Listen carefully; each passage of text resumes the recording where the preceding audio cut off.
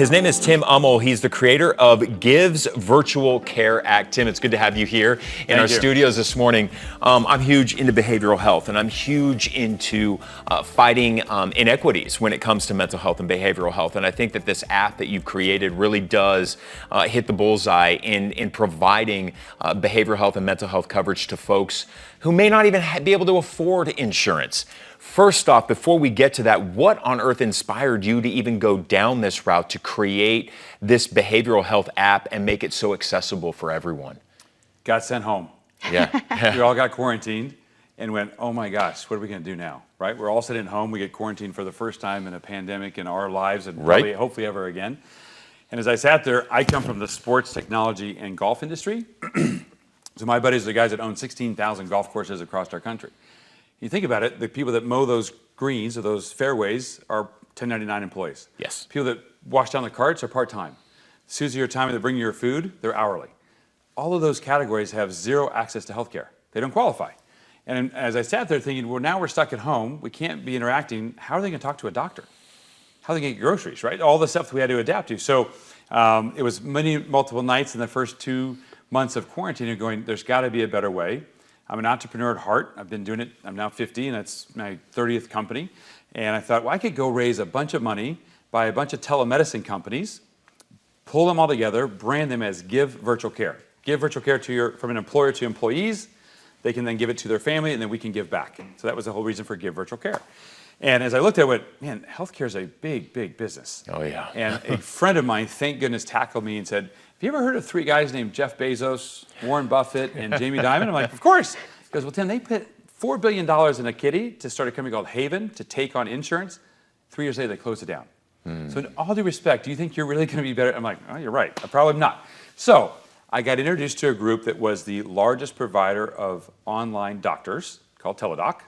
And I went to them and said, hey, you guys are the backbone of all the carriers. You're the backbone of government contracts. What about the 35.4 million people that are actively employed in our country, but zero qualifications to get health care? For 100 years, we have 2 choices. You have insurance or you don't. Right. Zero. End of story. So our idea was, can we make the third option be, you now have access to a virtual healthcare membership. So we aggregated direct communication to a doctor. In that communication to the doctor on, I have a head cold, I have a pneumonia, I have a rash. Doc, what do I do? Oh, that's actually not poison ivy, Tim, that's poison oak. Let me write you a prescription. Direct access to a discount right inside the app. Go to Walgreens, don't have to get out of your car, save the money, have it shipped to your house. And then I said, well, what about my daughter, who's a junior at U of A, her freshman year of college, the greatest year of her life, the greatest suite mates, dorm mates, sorority, living life to its fullest, can't be better, and wasn't asked, we need you to go home in March. It was, get your SHIT and get out. Go back to your parents you just left.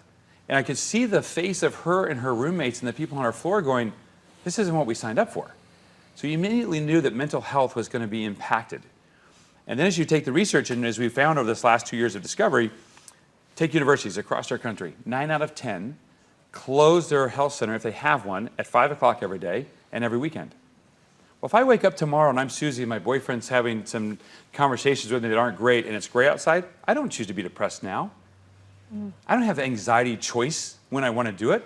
So we said, if we could build a crisis care app inside of this where I can literally hit a button, I'm not going to probably talk to my parents. I may not want to be on campus and talk to a professor who is a signed-in mental health provider that I have to see in my math class tomorrow. If I could have an anonymous way that I could talk at no cost. So the whole reason for Give Virtual Care and the app, live in the Apple Store and Android Store, was I could download it, $25 a month. It's for me as an employee or an individual. It includes my spouse or life partner and up to 15 kids in the house for $25 and 0 copays. Let me ask you, going in deep as you have to create this app, so you've studied now in the mental health sphere, what is your level of concern about the need out there? We have a ticking time bomb, I believe, in the next 4 to 5 years of the result of what happened the last 2 years.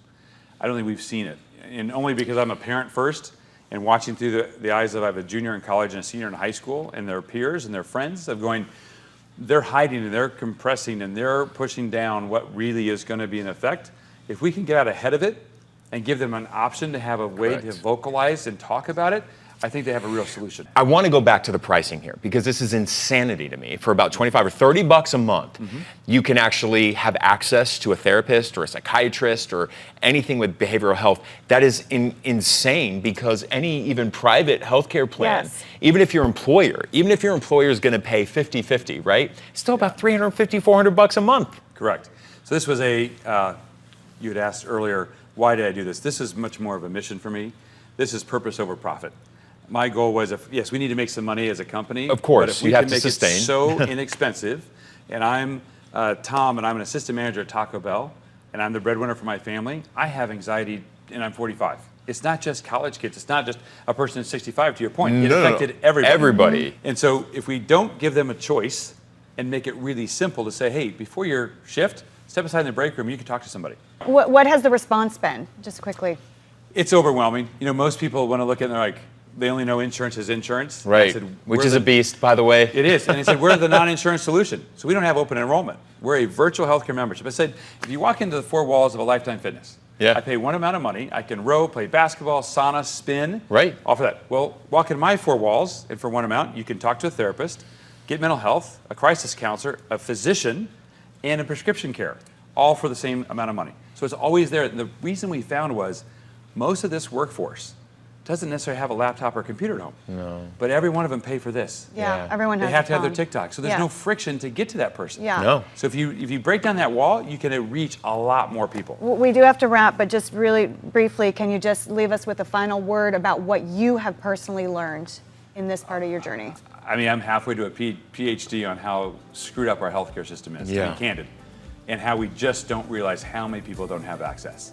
And that's why we built this, is to give everybody a fair shot to get themselves and their families better. Well, thank you so much. We need fixers like you in our community, is people like that they see an issue, they see a need, and they go out and they create it. Yeah, we appreciate you for coming to the studio Thank today. you for having me. You bet.